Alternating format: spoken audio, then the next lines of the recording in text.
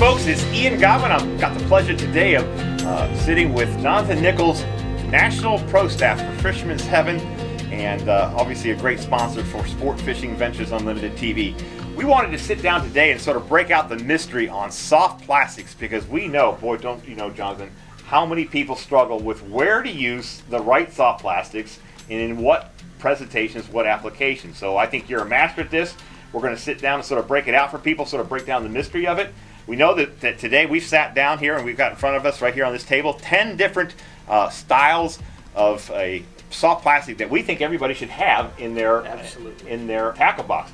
So I'm just going to start right in on this and help these guys to figure out and pick a category, and then maybe you help us a little bit to know how you're the pro fisherman. Tell us how you might use this in an application, and then we'll just roll through this and sort of help these guys figure out soft plastic wise what they need. Absolutely. Okay, so the first thing is maybe a soft jerk bait. Talk to us a little bit about soft jerk baits. You got a lot of different companies that you can get it from. Yamamoto makes a great one in the D-Shad. KVD from Strike King's Caffeine Shad makes another great one. Lots of great options, but let's talk specifically about the applications. Jonathan, where are you using these? Well, these I like to use them a lot at post-spawn and early spawn, pre-spawn. Both are very good for colder water, slower applications where you can twitch and have your pauses in between. And then later in the year, as the water warms up, if you're to move them quicker and have a lot faster retrieve, you'll get that reaction bite with them also. Yep, awesome. Had tremendous success with the D-Shad on smallmouth and spotted bass throughout the country. So great product there. Okay, so let's move to this type of product. It's what people call a worm. This is a big worm. It's a Strike King Rage Anaconda. What kind of application would you use this for? I'd use this on a Carolina rig, Ian, dragging it along the bottom a little bit slower with a longer retrieve, long cast just as far as you can bomb it, and just slow drag across the bottom on a Carolina rig. Yep. And I think probably if you wanted to go from anything from finesse to a more aggressive, this would be an aggressive approach on a Carolina rig. You could definitely go to a more finesse type of approach, whether maybe a thin worm or something like that would be a smaller. You can really Carolina rig anything from a 4-inch worm right on up to a 10-inch worm easily for that type of application. Absolutely. Okay, so let's talk about a big category which is hot right now, and that's really what we call, the category is called swim baits. And there are a bunch of different versions. This happens to be a Rage Swimmer, a real hot product from Strike King. The hollow body Shadowlicious has been a tremendous product for years for Strike King. It's a hollow body, and then I think one of the hottest products out there right now. You and I both know this. The Senko is another swim bait from Yamamoto. Just a tremendous application. All of these, you think, well, that's 3 different swim baits. Why do I need all 3? Because they all have a different presentation and how you would use it. Let's have you talk a little bit about where you would use these 3. Absolutely, Ian, and we'll start with the Senko. It is a great trailer on the back of a bladed jig or swim bait. It's a little bit bigger presentation, but it's going to be a little bit subtle. You're not going to have quite the action that you will out of, say, your Rage Swimmer. These ones I like to throw on the back of a regular swim jig to give you your action. And then, of course, your hollow bodies, usually I just use those on a regular swim hook. Also on the back of an umbrella rig. Yep, I think so too. And I think probably one of the keys with something like the hollow body here is really probably this is more of an internal type of jig or swim jig type of approach. Correct. Where these are maybe being used as a trailer type of approach. And actually, let's talk about that. Let's talk about trailers right now, because that's really a big thing. Guys, they maybe know they're supposed to fish a jig, but they don't know what to put on a jig and what the application for that is as far as the trailer goes. So obviously we've given you a couple different options. Here's really just a double tail type of option. This happens to be a Menace grub from Strike King Rage Tail, and then obviously a Gary Yamamoto single grub. These sell incredibly well across the world. It's just a standard, and it's so perfect for that type of situation. But how would you maybe use these in 2 different applications as far as that goes? Well, with the single tail, if you put it on the back of a swim jig, you're going to have a lot more action than, say, with just a regular double tail, because you've got that longer tail, which gives you more action, and it also gives you a little bit more of a lift in the water. With the double tail, you'll have a little bit more of a subtle action, but at the same time, it's a little bit bigger profile, and sometimes they like that bigger profile than the smaller one. Yep. And you get so many people who fish this just on a ball. If you want a simple rig for a kid to throw, just a ball head jig and a single tail grub, and they'll whack the snot out of the fish. It doesn't matter, almost doesn't matter what species. I've caught walleye to crappie to pike, varying the sizes of the grub on just this application. What a great product from that side. But just even within trailers comes other trailers that fall within a more sort of a species specific type of application. Here you've got a Strike King rage tail craw, world famous, renowned type of craw that gives you a little bit more action. But here's a more subtle craw, a little bit maybe more realistic look of a craw in a Yamamoto 3, what we call the fat craw, the 3FS. How would you use these in application from that trailer aspect? These two are probably my favorites, and the reason why is with the rage tail. When you have this on the back of a jig, it falls so slow with so much action to it that it draws the bigger fish. Yep. With this one, it's a little bit more of a colder water presentation for me. I would use these a little bit earlier in the year. Yep. And put them on the back of a smaller jig. It will make that jig fall just a little bit slower without a lot of action. Because we all know when the water gets cold, the fish are very lethargic. Yep, definitely. And one of the keys here, probably, this is a great one if you even want to bite it down a little bit more. River smallmouth, river spotted bass type of application. You can get away with this type of thing, and it gives you a little bit more, again, that realistic look that sometimes people want. And again, how do you vary the action versus the realistic? I tend to go more realistic. I think you do too when it's clearer water. Clearer water. And we tend to go maybe when it's a reaction bite, maybe darker water where we need a little more thump, more pounding. We'll go with maybe the little bit more rage style types of baits. Absolutely. Okay, so another category that's really, really hot, and it's been hot for 10 years, and goodness gracious, is the concept of drop shotting. My favorite. And two great products that are out available that you can really put in your tackle box. What are we trying to do here? We're trying to tell you, you don't have to buy all 17,000 colors out there. What you really need is all these different selections. Do you need all these selections? I think you do if you're fishing anywhere in America, even if you're fishing just one body of water. All of these have a fit for that body of water. Drop shotting is a prime example. So here we go. Yamamoto has a great product called Shad Shaped Worm. It's a phenomenal drop shot. It gives you sort of a minnow look. And then you can go with the renowned Robo Worm. That's the standard for drop shotting. It's a finesse type of approach, and you can get some awesome opportunities to be able to catch some big fish. People think sometimes finesse, I'm going to catch little tiny fish. Well, you're going to catch small fish too, but you're going to catch some big fish because sometimes those fish are just lethargic. They're not going to eat. We fished enough post-spawn, post-cold front, mile-high blue sky days that we know that probably, you know what, we need to learn a little bit more about finessing, and this is a great opportunity. Any other tips that you've got for drop shotting? Because you're a master, I know, at drop shotting up where you are in Maine. Now, I absolutely love to drop shot, Ian, and it doesn't matter which one you use. Every one of them has a special application for them, and it's just basically matching the hatch or matching what's in the water at that time of the year. And they're like I said, they're both great baits. Awesome baits. baits. So one of the big topics that people say is that does a Yamamoto Senko, and I hate to toss that out because there's other stick bait products out there, but is the Yamamoto Senko really the #1 catcher of soft plastics in the world? And unfortunately, yes, it is, guys. It may not always be the most exciting way to catch fish, but I cannot tell you how many fish around the world have been caught on a Yamamoto Senko. So what is it? It falls into that category of a stick bait. It basically looks like a cigar and really just fishes in a very subtle way. You can give it some action, you can do some different things, you can whack it, you can do a lot of other presentations with it, but ultimately, if I was to have to pick one soft plastic, I'm sorry, it's going to be a Yamamoto Senko. And there's just a difference between what Gary has done with his product and any other company that makes a stick bait. There's other good ones out there, but he has just come up with what people really want when it comes down to catching fish.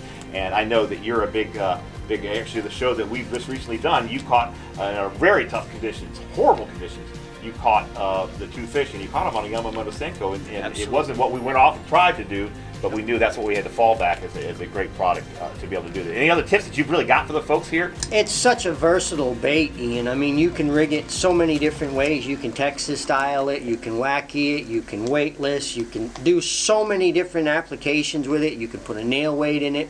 It's great for skipping underneath docks in pre-spawn. It's great for fishing the outside edge with a nail weight in it in post-spawn. It's just such an awesome, versatile bait that, like you said, it's the best Yeah, and I think you hit upon a great point there. You know, one of the things that people always hear about is that, hey, listen, I need to learn how to skip docks better. Correct. Because when it's tough conditions, a lot of times where a Senko's going to really shine is that those fish are backed up underneath the cover. And if it's a dock, they're backed underneath that shade. You better learn how to skip. And even if it's a spinning rod, I still skip to this day a Senko with a spinning rod. And a lot of guys will do it with a bait casting. That's great if you can learn it. But whatever you do, you need to learn that. And I can't think of probably a bait that would be better to teach somebody off when they're learning how to skip. It's what I learned to skip. Yep, that's what I learned to skip too is a Yamamoto Senko. So that's a great product. Absolutely. Whole category here, I just can't find a better company that does it than Mismo. Mismo puts out the Tube. Tube is great. Traditionally known for smallmouth, but I've caught just as many largemouth on it. Absolutely. Yeah, and flipping in certain applications, it just gives you a sort of a wandering fall as it drops. Incredible product. I know that you've had a tremendous amount of success with tubes up in your area. It's obviously known for maybe in the beginning stages of smallmouth, but just again, another great product. Everybody needs it. Not everybody thinks that they need this in their tackle box. This is one I think probably that is overlooked, that you need more in your tackle box than anything else. It's one of those that a lot of people have kind of shied away from in the past years, but it's definitely one that I fall back on a lot, especially in post spawn, because it is such a slow presentation and it does have such a unique fall. It will get those reaction bites on those females once they've pulled out. And one of the secrets to fishing a tube is that, you know, there's a lot of different ways you can present it. You know, they're going to hit it a lot of times on that fall and that spiraling fall, but they're also going to, I've seen a lot of times where on a tube, you'd rig it on you'd put it on a jig head internally, and then you pop it, snap it right off the bottom, and they're eating it on a reaction bite, so you really get a chance to be able to maybe get two different ways. If those fish are more lethargic, more neutral, they might hit it on that fall, but if you want to sort of think that they're, you know, pop it and get a reaction or get the aggressive fish, that's a great product to be able to do that from. And then finally, a product that's sort of a category product that sort of fits into a lot of different areas is just something that I don't even know how to describe it. It's not really a creature, but it's sort of what we call a beaver style bait. Missile probably makes the best one out there that I know of. John's done a great job in designing the D-bomb, which has become and really sort of famous. It's won a lot of major tournaments. I think he's done a great job in building his product because he understands fishing, obviously elite pro, but he gets it from a ribbed point of view. He's got the ribs going the right direction, so it creates a little bit of resistance, which causes a little bit of action. But I know you've had some success with this product as well. What do you think about the missile baits in their D-bomb? I really like the D-bomb. Like you said, they're very, very versatile. You can put it on the back of a jig, or you can fish it just regular Texas style, and it seems to shine when the water's a little bit dirtier, especially the D-bomb, because of the action that it has and the movement in the water. They're an awesome bait. One of my favorites. Yeah, and I think a lot of guys, when they hear about the term pitching, or pitching a soft plastic, which is sort of a soft underhand type of presentation, I think this with a lightweight, 8 ounce, 3/16 ounce, quarter ounce Texas rig, either pegged or non-pegged, depending on the situation, probably one of the easiest baits to learn how to do if you're trying to learn that pitching style of presentation. And I think probably what we'll end up with is just at least this category, which is so critical, that not a lot of people sort of hit and know, is maybe sort of species specific. I'm going to toss that in there a different way. Obviously crawls is one area, but lizards.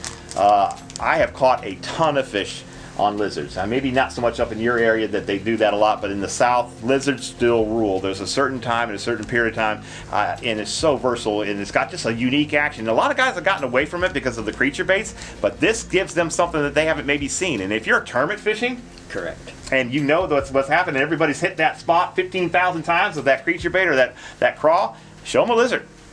Phenomenal product for that type of situation. And then I think when fish are on a bluegill bite, or they're bedding. Even on the bed, yes. Oh yeah, on the bed. I probably can't think of a better product than Rage Tails. What they have here with their bluegill, they're sort of they're what they call the shell crackers, what the product's called, but I really mock it to a bluegill or sunfish, and it can sit right there on the bed.